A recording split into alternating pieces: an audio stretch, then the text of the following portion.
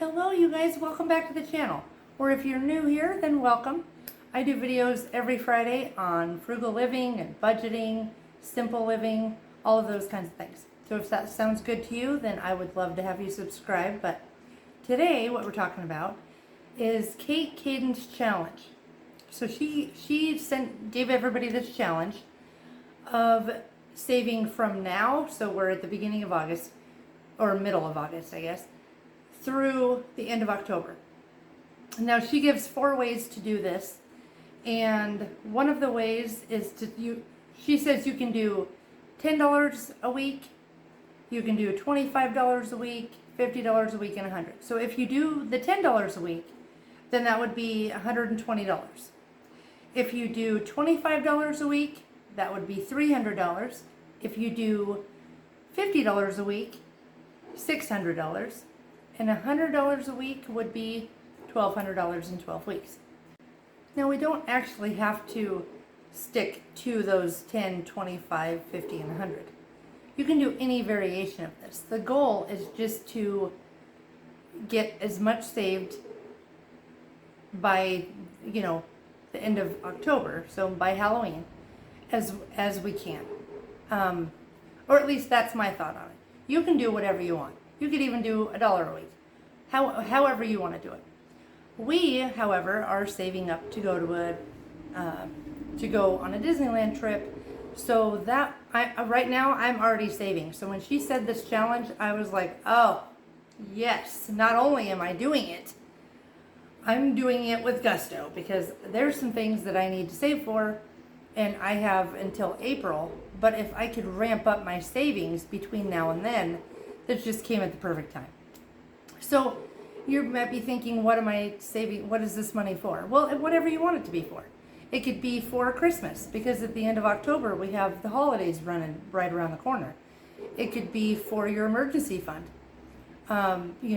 Plunking maybe, anywhere, I don't know, a couple $100 to $1,200 or more into your emergency fund. It could be paying off debt. It could be paying back your mom. It could be whatever the situation may be.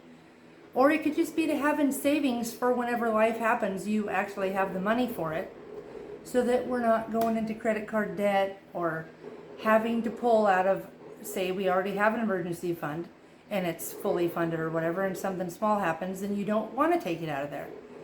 So having some money set aside as a buffer for your emergency fund might be a good idea. So some ways to possibly get to this savings goal. I wrote a few down. I'm going to keep looking down, so that's what I'm doing. Possibly lessening your grocery bill, maybe $10 a week or $50 a month, however you want to do it. You could lessen your grocery bill by a little bit. You could eat out one less time, a week. If you eat out 3 times a week, maybe you drop that down to just twice a week. And then you can take that, I don't know how much it costs you to eat out, but generally for us it's about $35 to $45 if we go to an actual restaurant. And so you could take that and put it into this savings goal. You could maybe cut off one streaming service for the next 12 weeks. I mean, we have a couple of them. I know there's a million streaming services out there, but if you cut off, say, one that's $15, then you would just, save that for the next 3 months. You could even add that to your savings goal.